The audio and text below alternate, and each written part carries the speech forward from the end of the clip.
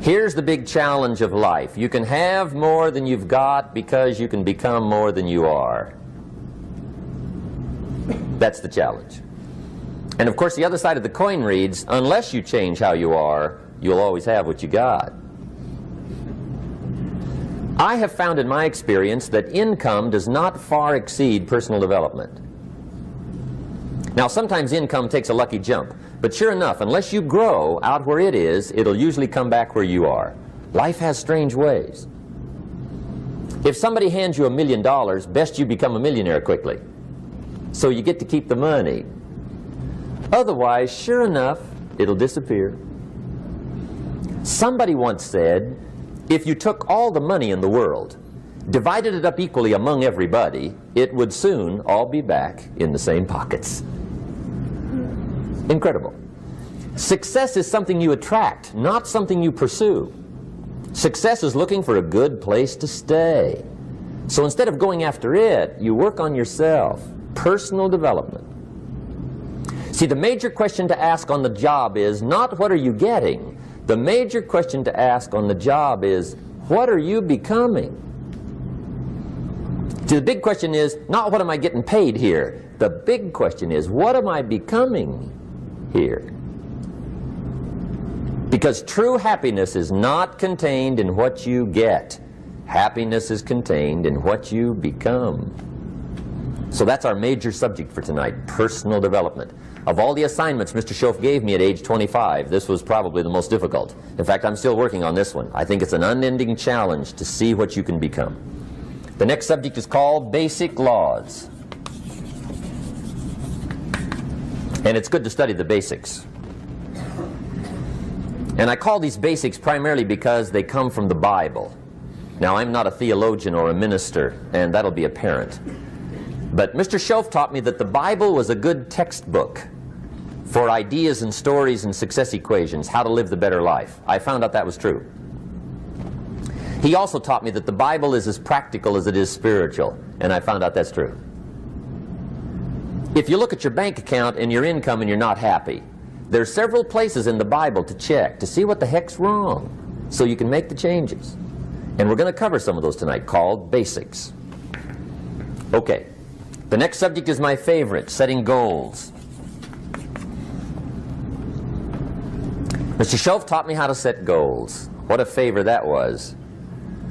One morning at breakfast, shortly after I met him, he said, Jim, let me see your current list of goals and let's go over them and talk about them. He said, maybe that's the best way I can help you get a better direction started. And I said, I don't have a list. He said, well, is it out in the car or home somewhere? I said, no, sir. I don't have a list anywhere. He said, well, young man, that's where we got to start.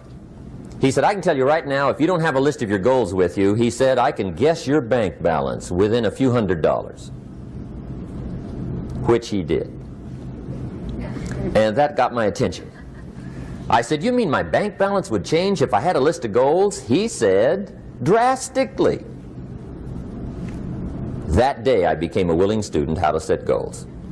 And sure enough, learning how to set goals changed my life. And I often wondered why no one had ever taught me how to set goals up until age 25. I went to high school, but if they offered it, I missed it. I went to college for a year, never heard it. I worked for Sears. Really. And to my knowledge, Sears never taught it. Right? How to set goals. So here I am, age 25, married, my family's starting, I've been to college, I'm working, and I still don't know how to set goals. But fortunately, when I was 25, I met the man who taught me how, and it revolutionized my whole life. Economically, socially, personally, it's incredible. So I want to share with you tonight what Mr. Schoaf shared with me, how to set goals. It can be a life changer. Okay. The next subject is the negative part of the seminar. Life is part negative, so we got to talk about the negative. And this subject is called diseases of attitude. Diseases of attitude. There's a lot of things that can wreck your chances to do well. We live in a rather dangerous world, so you got to be not only wise, you got to be careful. Now, attitude diseases are just as bad as physical diseases, right? High blood pressure, heart trouble. I mean, a lot of things lace your chances to do well. So you've got to be careful. And attitude diseases are deadly. I mean, they'll destroy all the good things you start. Okay? So we'll go through those attitude diseases, how to spot them, how to look for them, what they are, and the cure. And I'm a pro on these because I've had them all, so I can give you excellent advice on these. Now, the last subject we're going to consider tonight is called the day that turns your life around. The day that turns your life around. And under this subject, we're going to talk about the emotions that can change your life. Human beings are emotional creatures, and emotions are powerful for life change. Now, of course, emotions are so powerful they can go either way on you. Emotions can either build or destroy. So you really have to employ emotions properly. We call civilization the intelligent management of human emotions. If you can intelligently apply your emotions in the right direction, no telling what can happen. Could turn your life around one day would be sufficient. So we'll talk about those. Okay. Now that's a lot to cover in one evening, but we'll keep at it here and see if we can't get it all done. I'd like to have you now jot down the theme of the seminar. Every seminar should have a theme, I guess. We've got one. It's on some of our literature if you happen to notice it, but if you didn't, for your notes, here it is. The theme of the seminar goes like this: the major key to your better future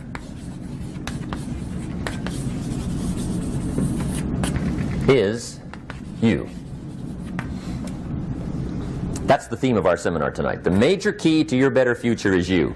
And I'd like to have you underline two words just to give it some added punch. Underline the word major and the word you,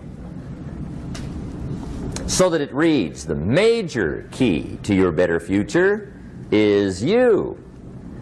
Now, my first suggestion is transfer this to a card or something where you can put it up, where you can see it every day.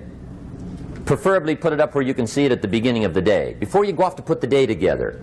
This is a good phrase just to glance at, to keep in mind as you're putting the day together. It's called the silent seminar. If you'll just let this talk to you during the day, I found it to be tremendously helpful. The major key to your better future is you. For a big share of my life now, I didn't have this one quite figured out. Among a lot of things I didn't have quite figured out. Many things used to puzzle me back in those early days. I used to wonder why two people could work for the same company, one make twice as much money. Now, see, that used to puzzle me. And maybe they were the same age, graduated from the same school, live in the same community, work for the same company, with the same products and the same services. They've got the same traffic, the same problems, and one makes $1,000 a month, the other one makes $2,000 a month. Now that was my puzzling question. Why would this long list be the same and the money twice as much? I asked, what's the difference between $1,000 a month and $2,000 a month? And I don't mean $1,000 a month, right? I could figure that out. But what makes the difference? Why would one person do twice as well, 3 times as well? Speaking economically. Now, I know there's more than one way to do well. I understand that. But in this little narrow area called compensation, what's the difference? Well, back then, with my faulty thinking, I'm trying to reason it out. I thought, well, maybe time makes some of the difference, right? Some people do better because they have more time. I used to say, Harold ought to be able to do well. He's got a lot of time. If I had all of Harold's time, I could do well. Now, that's got to be dumb, right? Number one, you can't get somebody else's time. A guy says to me one time, he says, you know, if I had some extra time, I could make some extra money. I said, then forget it. There isn't any extra time. Hey, when the clock strikes 12 midnight, that about wraps it up, right? I mean, you can look around the gongs there for a little more, but it's over. You say to the guy, what are you doing? He says, I'm looking for extra time. See, they'll come and take you away, right? There isn't any more time. Now, if you can't get more time, which you can't, what could you get more of that would make a difference in economic results? And here's the key word. Make it a part of your notes. We're going to consider it tonight. The word is value. And I have a little phrase for your notes. Value makes the difference in results. Value makes the difference. You can't get more time, but you can create more value. Now here's the first lesson of economics. Everybody should learn it from the time they're old enough to understand what a dollar means, how to earn one, how to get one, how to keep one, what to do with it. First lesson of economics. We primarily get paid for value. That's lesson one. Bringing value to the marketplace, that's how you get paid. You don't get paid for the time. I know it takes time to bring value to the marketplace, but you get paid for the value, not the time. Now, since that's true, here's one of the key questions of the evening. Is it possible to become twice as valuable at the marketplace and make twice as much money in the same time? Could you become 3 times as valuable? Make 3 times as much money in the same time? Is that possible? The answer is yes, if. And it's always if, right? Life is known as the big if. Harry Truman once said, life is iffy. How true. And here's the big if we're going to consider it tonight. It's possible to do much better at the marketplace if you go to work primarily on yourself. And that's the theme of our seminar tonight. Learning to work primarily on yourself. People have asked me for the last 24 years, how do you develop an above average income? And the answer is, become an above average person. Develop an above average handshake. Some people want to be successful, they don't even work on their handshake. As easy as that would be to start on. They let it slide, they don't understand. Develop an above average smile. Develop an above average excitement. Develop an above average interest in other people. Develop an above average intensity to win. See, that'll change everything. Probably one of the most frustrating experiences in life is looking for an above average job with above average pay without becoming an above average person. It's called frustration.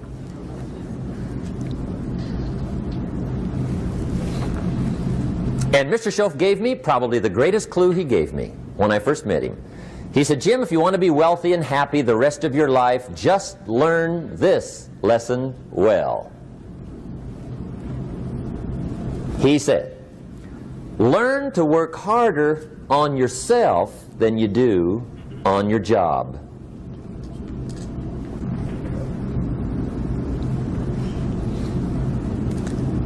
Then Mr. Schoaf gave me probably one of the most important clues among so many things he taught me, but this was in those early days. Mr. Schoaf was very kind, but he was also very abrupt. And he had these interesting questions to ask. I'm giving him a little rundown one day on how things hadn't worked out for me.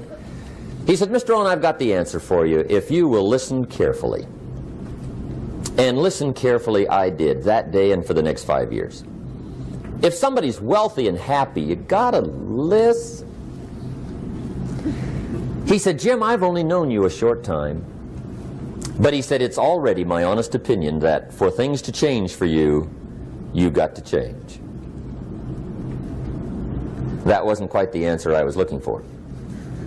But that's the answer he gave me, and I pass it along to you on this warm summer evening in Anaheim, California, 1981. For things to change for you, you've got to change. Otherwise, it isn't going to change. Before I met Mr. Schoaf, I used to say, I sure hope things will change. Right? That seemed to be my only hope. If it isn't going to change, I'm in serious trouble. And then I discovered it isn't going to change, so I'm in serious trouble.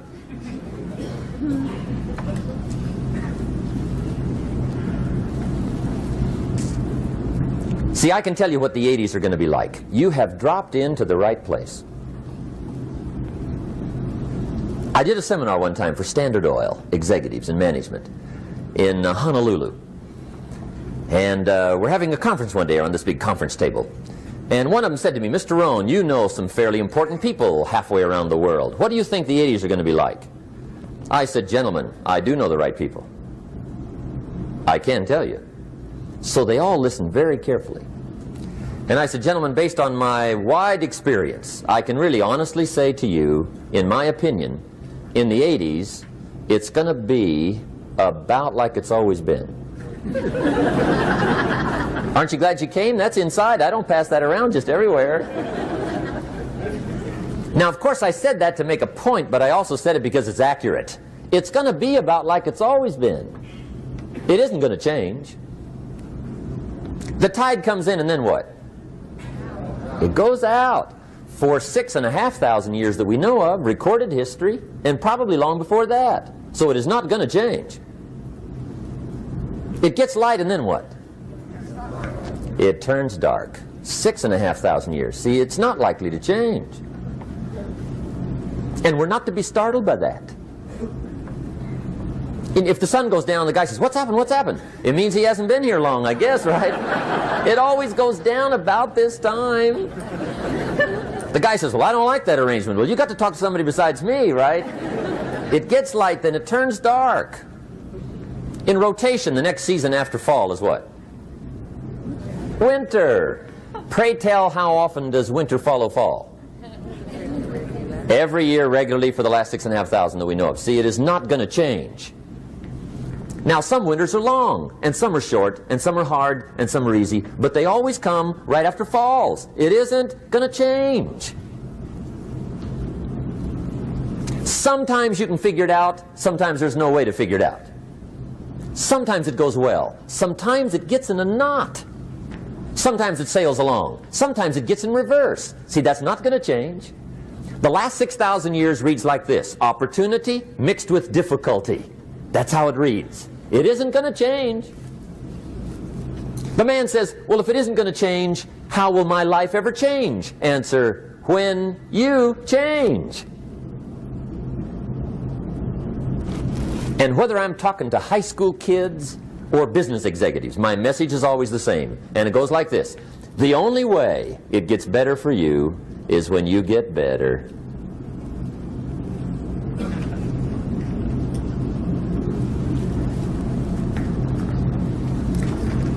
Let me give you the 4 major lessons in life to learn. Here's 4 majors. It's good to study the majors. In our weekend seminar we teach, some people don't do well because they major in minor things. You've got to be on the lookout. At the end of every week, end of every month, you've got to check, make sure you're not spending major time on minor things. We go through that whole series. Majors and minors. Now, let me give you 2 phrases before we get to the 4 majors. This will set it up and you'll see where I'm going. 2 key phrases for your notes. Here's the first one. Life and business is like the changing seasons. That's the first phrase. Life and business is like the changing seasons. One of the best ways to describe life, it's like the seasons. Frank Sinatra sings, life is like the seasons. Now here's the second phrase. Very important. You cannot change the seasons, but you can change yourself. You can't change the seasons, but you can change yourself. And see, that's how life gets better for you, not by chance, but by change. Now, here's the 4 major lessons in life to learn. I've got my first book finished, came out a couple of weeks ago. This is in it, the 4 major lessons in life to learn. Here they are. Number 1, learn how to handle the winters.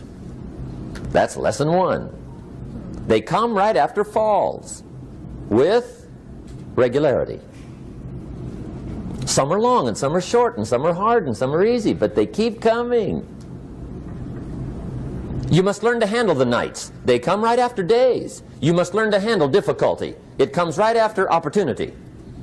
You must learn to handle recessions. They always follow progressions. For the last 6,000. See, it isn't going to change. The lesson you must learn is how to handle it. And there's all kinds of winters, right?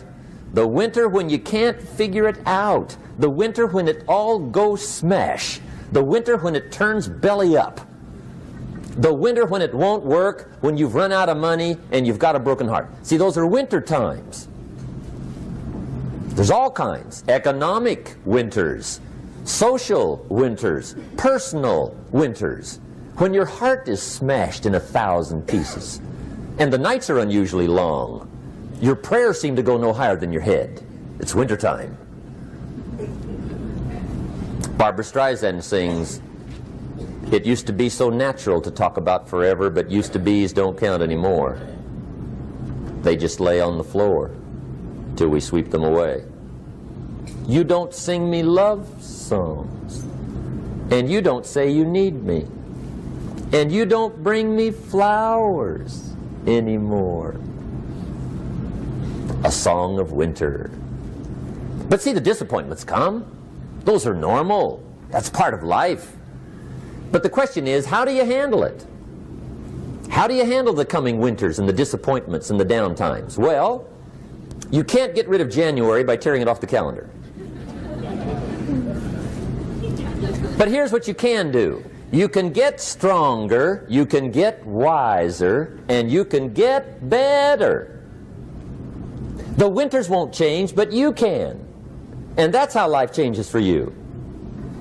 See, before I understood, when it was winter, I used to wish it was summer. I didn't understand. When it was hard, I used to wish it was easy. I didn't know. And then Mr. Schoaf gave me a part of his very unique philosophy when he said, "Don't wish it was easier, wish you were better." See, that triggered my whole life change. Don't wish for less problems, wish for more skills. Don't wish for less challenge, wish for more wisdom. That's the key.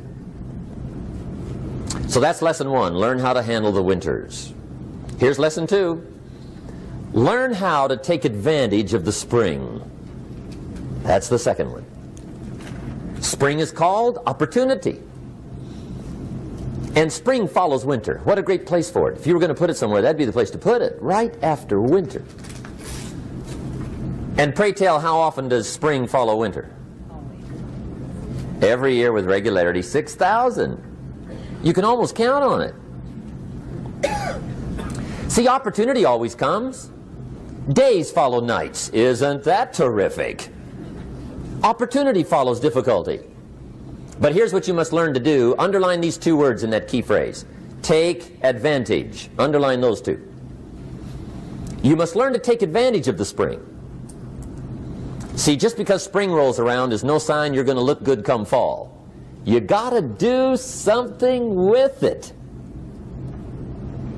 In fact, you have to get good at one of two things in life. Planting in the spring or begging in the fall. Or get somebody to do it for you. See, those are about the only alternatives. Now here's what else you must do. Take advantage of the springs quickly, because there's only a few. Just a handful of springs have been handed to each of us. They don't come forever. Life is fairly brief. So you got to read every book you can get your hands on what to do with your springs while they're here. And take advantage, they soon run out. The Beatles wrote, "Life is so short." And for John Lennon, it was extra short. But life is brief. Elton John sings, "She lived her life like a candle in the wind." It's brief. So whatever you're going to do with your life, you got to get at it. Don't just let the springs pass. Here's the third major lesson in life to learn. Learn how to protect your crops all summer. You got to take care of what you start. Sure enough, as soon as you've planted your garden in the spring, the busy bugs and the noxious weeds are out to take it. And here's the next bit of truth. They will take it unless you Prevent it. And that's the third major skill to learn. You've got to learn to prevent the intruder from taking all the good you start. It's one of the challenges. Here's two key phrases under number 3. First one, all good will be attacked. On this planet. Maybe not the next one we get to, but on this one, all good will be attacked. Every garden will be invaded. Not to think so is naive.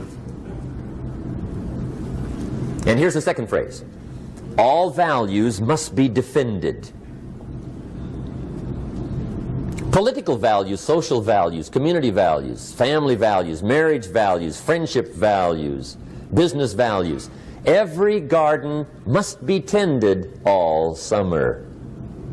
Third major lesson. Now here's number 4. Fourth major lesson in life to learn. Learn how to reap in the fall without complaint. Learn to reap come harvest time without complaint. Take full responsibility for what happens to you. It's one of the highest forms of human maturity, accepting full responsibility. It's the day you know you've passed from childhood to adulthood, the day you accept full responsibility. And another note, learn to reap in the fall without apology.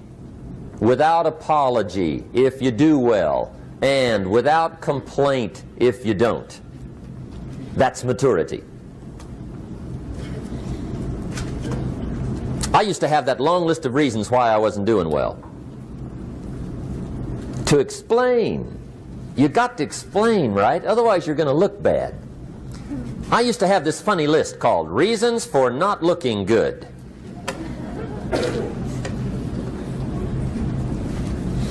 I used to blame the government. I mean, you can believe that or not. It was at the top of my list. I had a lecture second to none. The government. That was on my list. I used to blame taxes. Look what you got left after they take everything. And they expect you to do well. That was on my list there. Prices, that one's easy, right? You walk into the supermarket with $20, come out with a little half bag. So I had that on my list. I used to blame the weather. I blamed the traffic. I used to blame my car. I blamed the manufacturers. I used to blame the company. I blamed company policy. I used to blame the training program. I blame my negative relatives. They were always putting me down. I blame my cynical neighbors. They're just selfish, looking out for themselves. Won't loan you money? They were on my list.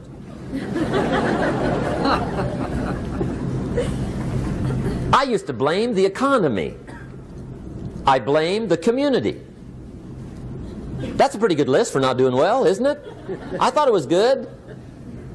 I'll never forget one day, Mr. Schoaf was very kind, but he was also very blunt.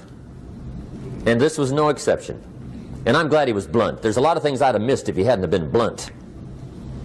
One day, with sort of a curious look on his face, he said, "Jim, just out of curiosity, tell me, how come you haven't done well up until now?" Excellent question. I thought, well, so I won't look too bad, I'll go through my list. And this list I just gave you, I put that on him. And he was very patient. He let me go through the whole thing, the government, the weather. I went through this whole thing.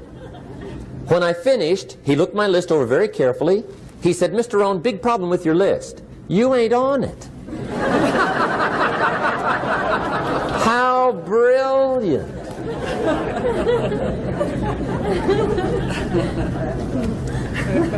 When I went to work for him a few months later, I learned very quickly to tear up my list, reasons for not doing well, and I threw it away. And I got me a fresh piece of paper. And I put one word on it. Me. There's a Black Heritage spiritual that says, "It's not my mother nor my father, nor my brother nor my sister, but it's me, O Lord, standing in the need of prayer." See, I used to blame everything outside. And then let me give you a little philosophy that helped turn my life around. For your notes, here it is. It's not what happens that determines the quality or the quantity of your life. It's not what happens. And the reason is because what happens happens to about everybody. No different. The sun went down on all of us last night. A common event, a happening. And I found out that the same things can happen to two different people. One gets rich and one stays poor. Why is that? It's because it's not what happens, but rather it's what you do that changes everything. So that's a key phrase. It's not what happens, it's what you do. What happens is about the same. You might put that in parentheses here. Same. What people do, that's what's different. Anything can happen, right? Everything can happen. I've heard all the stories. I've been one of the stories. Hey, we could all tell stories all night long, right? Happenings. Anything can happen. Have you heard of Murphy's Laws? Anybody here heard of Murphy's Laws? Okay, most of you have. Murph had these laws. One of them was, if anything can go wrong, it will. That's one of Murphy's Laws. He was not one of the great positive speakers of the day. But anyway, it's still true though, right? Anything can go wrong, everything can go wrong. For sure. I've fallen out of the sky so many times. Once to the tune of a couple of million. Devastating. Took me a while to survive that one. Now, it wasn't all that much, but it was all I had. Right? I mean, that's when it's much, right? When it's all you got. If you got 3, 2 go, you got 1 left, you ain't looking that bad. But when it all goes. Has anybody been there when it all went? Anybody? Come on, the rest of you liars. Go ahead. Come on. Hey, we've all been there, right? When it all went. Of course, it used to be a long time ago, right? When you ran out of money, got to 0, you were all through. Heck, now you can whistle right on by 0, right? I mean, they will bury you. That's what they will do.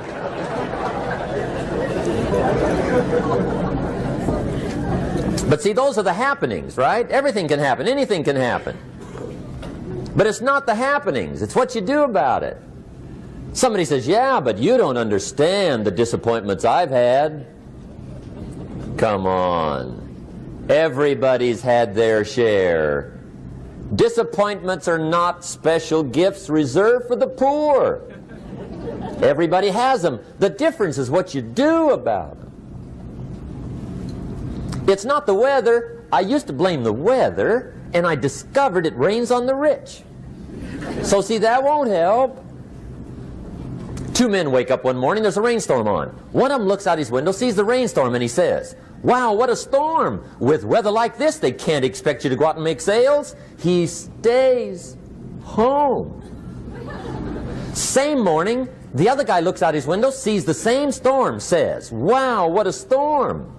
But he says, you know what, with weather like this, what a great day to go out and make sales. Most everybody will probably be home, especially the salesman.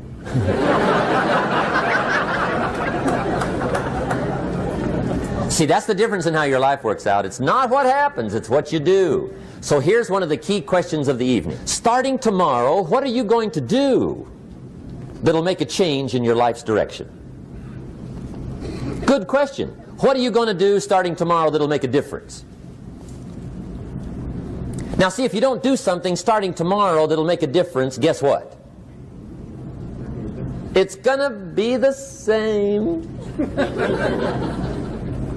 And see, that way you can guess what the next 5 years are going to be like. Look at the last 5.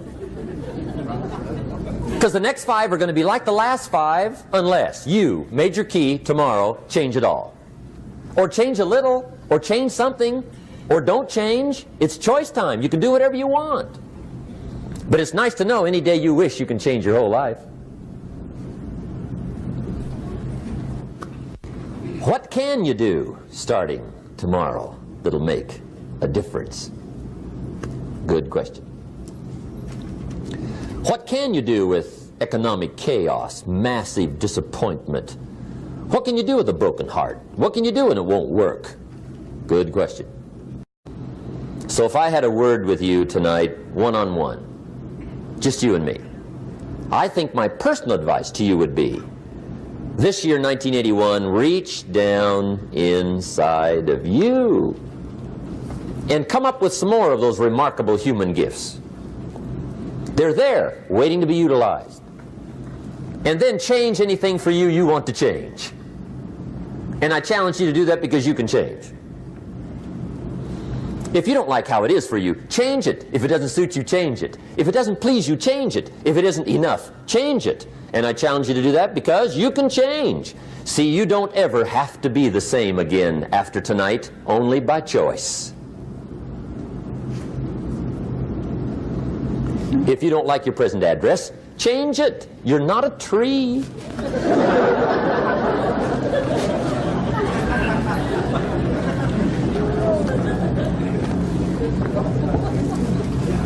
Now, let me give you 3 steps to personal development. Let's get down to the nitty-gritty. What does it take to really make the changes starting tomorrow? It takes more than philosophical pronouncement. I know that. It also takes more than enthusiasm. I know we're hearing a lot about enthusiasm these days, but see, that just won't do the job. We're still hearing the old cliches of the 30s, right? To be enthusiastic, you must act enthusiastic. But see, that's not going to help. After you have leaped about, there are some things you got to do, or it isn't going to change. See, you can get all excited about lifting 200 pounds till you get to the gym. And then you need a new excitement. And the new excitement is called discipline. Major step to human progress. Discipline. If there's one thing to get excited over, that's it. Get excited over your ability to make yourself do the necessary things. What could you make yourself do starting tomorrow that would change it all? No! Tell him. Now, see, that's exciting. On any given day, you can massively change the direction of your life. Murder is a clear example that any one person on any given day can forever alter the course of their life. It just happens to be a negative act. But just as sure as you can commit a negative act, you can also commit a positive act and forever alter your life, whenever you wish. Now that's exciting. And whatever that act might be that changes your life. The guy finally takes a shotgun to his car and blows out every window, destroys every tire, puts 100 rounds in this shabby old thing. And he says, I have driven this embarrassing thing for the last time. And not only will I never drive it again, nobody else will ever drive it again. And he lets that shuddering thing stand there for a while as a monument to the day he said, today my life changes. Now who can do that? Anybody. When can you do it? Whatever day you pick.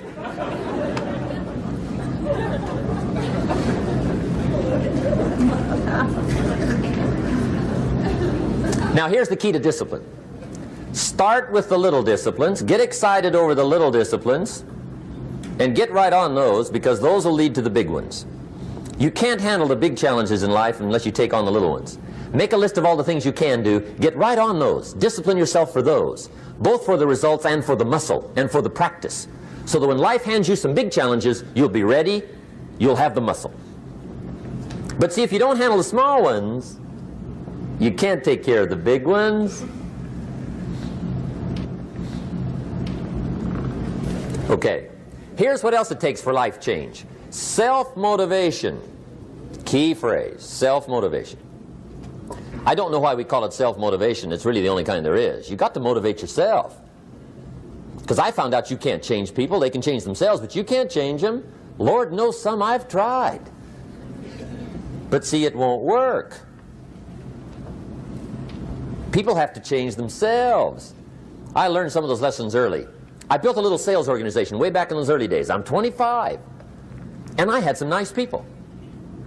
I said, I'm going to make these people successful if it kills me. I almost died, right? I mean, you can't do that.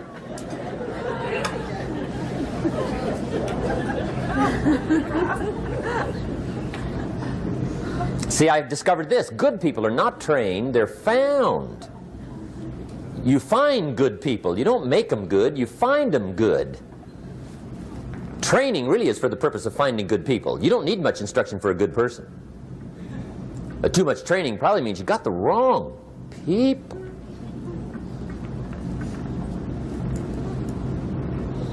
So you got to find the right people. That's the key to getting a good job done. One of the major things we learn in management, lesson 1, don't send your ducks to Eagle School.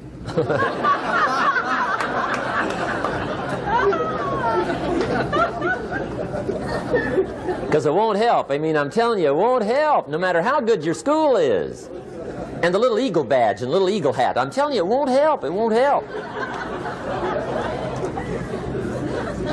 You can tell whether your school's done any good, right, is when it's over, right? The duck goes for his first rabbit and makes him a friend. You say, no, no, no.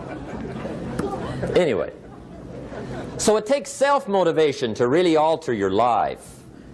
And you don't want to give self-motivation away to somebody else and make it somebody else motivating you. The guy says, boy, if somebody just come by and turn me on. What if they don't show up? Right? See, you got to have a better plan for your life. Okay. Now, if you're excited and you're ready to change, let me give you 3 steps to start life change that can change your life, your personality, your lifestyle, everything can change. Here's the steps. Number 1, find out how things work. The first key to doing better is find out. To change your life, really, you need ideas. There isn't anything an idea can't change. And Schoaf taught me the major problem is lack of an idea, not a problem. At first I didn't have any money. I said to Mr. Schoaf, I don't have any money. He said, that's not a problem. Now see, up until then I always thought it was. Right? I was confused.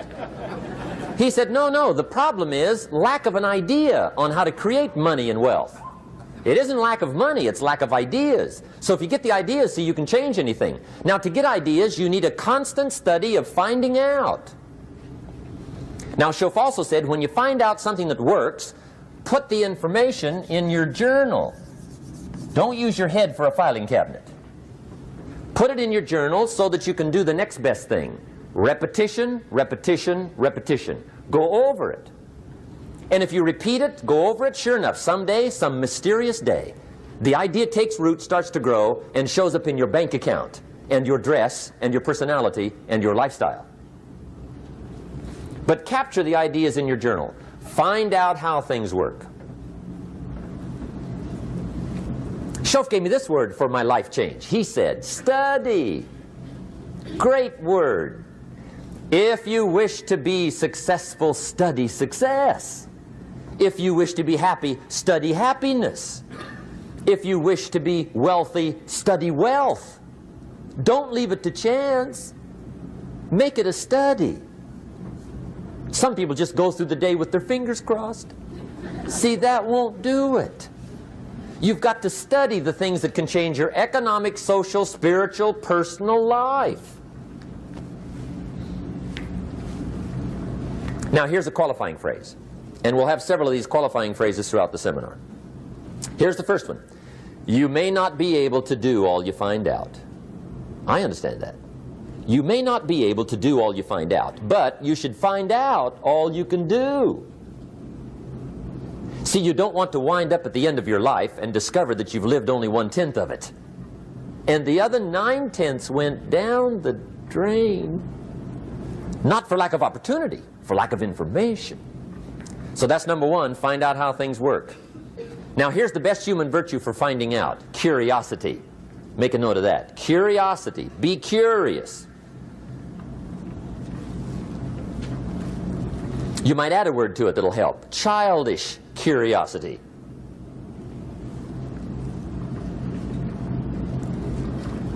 What will kids do if they want to know something bad enough? Bug you, that's the phrase. They can ask 1,000 questions. You think they're through? They got another 1,000. They'll drive you to the brink. It's a virtue. When you gotta know, be like a child. In fact, Jesus, the master teacher, said, unless you can become like little children, you might as well forget it. You don't have a prayer. Excellent advice. You got to be like children. 4 ways, in my opinion, to be like a child. Number 1 is curiosity. Number 2 is excitement. Get excited like a child over your ability to make yourself do anything for change. 3rd is faith. Have faith like a child. Adults are too skeptical. And 4th is trust. Trust is a childish virtue, but the rewards are incredible. So be like a child. Now, if you're curious, let me give you 3 ways to find out how to change anything. Any life direction, any dimension. Here's 3 ways to find out how to change anything. Number 1 is to read. Become a good reader. All of the successful people I know and work with around the world, they're all good readers. Curiosity drives them to read. They got to know. They just read.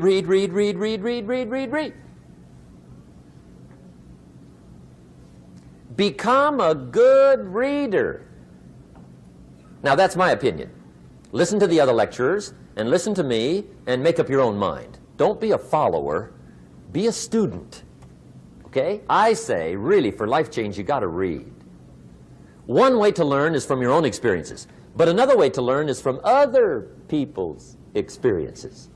See, one book might save you 5 years if you read it. Did you know there's books on how to be stronger, more decisive, be a speaker, be a leader, have a better effect on other people, develop your personality? Did you know there's books on that? And people don't read them? How would you explain that? And they can read? Did you know that hundreds of successful people have written their stories in books and they wrote down how they did it and people don't read it? How would you explain that? The guy's busy, I guess. You know, you get tied up. The guy says, well, yeah, you work where I work. By the time you struggle home, it's late. You got to eat a bite of supper, watch a little TV, get to bed. You can't sit up half the night reading. And the guy's behind on his car payment. Good worker, hard worker, sincere. But you got to be better than sincere and work hard. Otherwise, at the end of your life, you'll wind up cold, stony broke. You got to be better than a good worker. You got to be a good reader. The whole world is governed by laws. The universe, in fact. Laws. We call it the law of electricity. We call it the law of gravity. There's mathematical laws. There's physical laws, speed and velocity laws, agricultural laws. There's all kinds of laws. Now that we find ourselves on the spinning planet, you just have to learn what I call the setup. Learn the setup. Life's setup. Now, we didn't set it up, but we're here, so you got to learn it. And we should learn the setup for 2 basic reasons. Number 1, to keep from getting hurt. It's one of the major reasons for learning, so you won't get hurt. See, economically, socially, personally, you can get hurt just not knowing. Ignorance is not bliss. Ignorance is poverty. Ignorance is tragedy. You got to know, or you're going to get hurt. It's good to know not to walk out the 10-story window. That's excellent information. Now, what if a guy didn't know and he walks out? Now he's dead at the bottom. Somebody says, well, the poor guy didn't know. You got to know, or you're going to get hurt. Okay. Now, here's a parenthesis. You don't have to like the setup. I don't ask you to like how it is. That's not what's important. But it is important to learn how it is. Okay, so you don't have to like it, but you should learn it. That's what I tell the kids, right? Make sure you get the information. What you think about it, that's up to you. What you're going to do with it, that'll soon be up to you. But make sure you get it. See, there's nothing worse than being stupid. Nothing. I mean, being broke is bad, but being stupid is awful. And what's really bad is being broke and stupid, right? That's about the end of the world. I mean, there isn't anything much worse than that. Unless you're sick. Sick, broken, stupid. I mean, that is it, right? There's nowhere else to go. So make sure you get the information. It's key.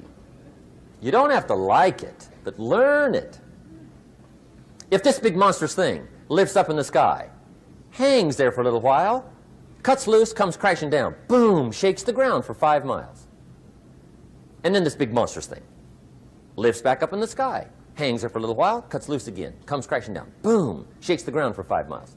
It just keeps doing it, this big monstrous thing, lifting up and then crashing down, boom. Now, you might come along one day and say, that's got to be a stupid arrangement, which is okay. You're entitled to your opinion. But the first thing you should learn to do is get out from under it, right? That's number one. You might have a great moral argument. You might want to shake your finger at the sky, but do it from over there, right, so you don't get smashed.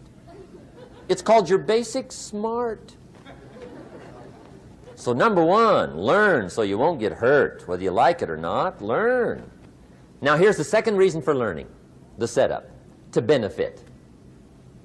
It's called the plus of life. And that's what life is, right? Both minus and plus. The minus is tragedy, heartache, misery, failure, unhappiness. But life is also happiness, prosperity, good feelings. So here's the key.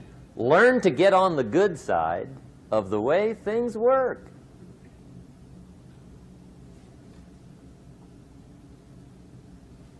Now, here's 2 of the basic laws, and we'll take our break. Schoaf taught me these. They come from the Bible. Now, again, I'm an amateur, okay? When it comes to the Bible, I'm not a pro. So you'll sort of have to take my way of putting it.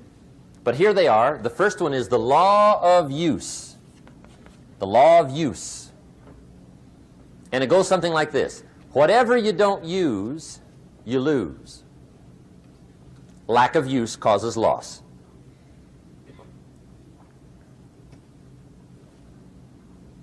On this planet, maybe not the next one, but on this one, if you tie your arm to your body, leave it there long enough, you'll never use it again. It's over for the arm. Now, it may not be over, but it's over for the arm. The only way to keep the use of this arm is what? Keep using it. If you quit, you lose automatically. They don't bring it up for a vote. You lose automatically when you quit. Now, the same thing that goes for your arm goes for your brain, mentality. The same thing goes for all the human virtues. Ambition, unused, declines. Strong feelings, unused, diminish. It doesn't grow, it diminishes. Faith, unused, decreases. It's a law. Vitality unused diminishes. Energy unused decreases. The guy says, well, I'm going to save up my energy. You can't do that.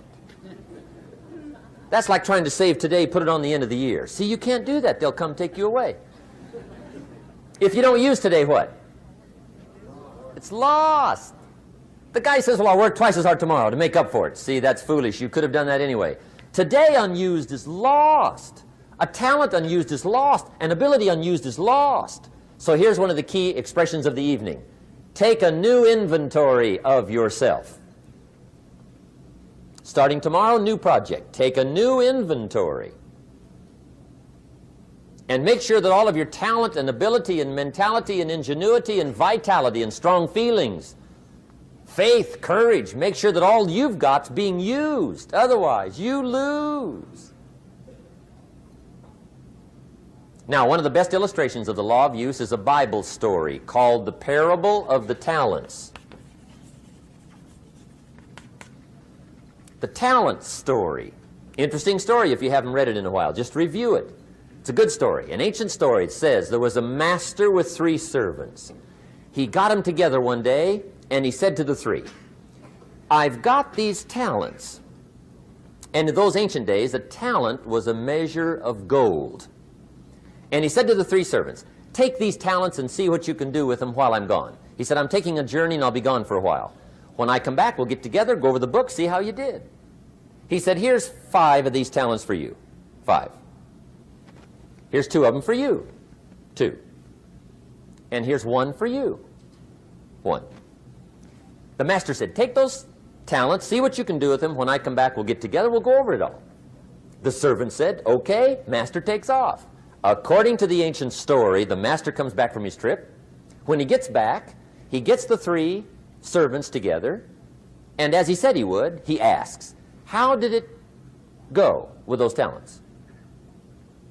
You were 5. What happened? That servant said, well, I took the 5 talents you gave me, and I put them to work. A little shaky at first, but he said things finally got rolling. And he said, I poured it on. And he said, my talents grew to 7, 8, 9, 10. He said, I doubled my talents from 5 to 10. Books will show. Master said, one heck of a job. Or something like that. He said, I gave you 2 talents. What happened? That servant said, about the same thing happened to me. I put those 2 talents to work, poured it on. They grew to 3 and then to 4. He said, I doubled my talents from 2 to 4. Books will show. Master said, well done. He said, I gave you 1 talent. What happened? That servant said, well, I took the talents you gave me, and I carefully wrapped it, and I dug a hole and buried it. And camouflaged it, I suppose, right, so nobody would steal it. And he said, fortunately, nobody got it. And he said, I knew you were going to be here today, so I dug it up. Here it is, safely wrapped. I did not lose it while you were gone. According to the ancient story, the master said, take that talent away from him and give it to the man that's got 10. Now you might say, well, I don't like that arrangement. The poor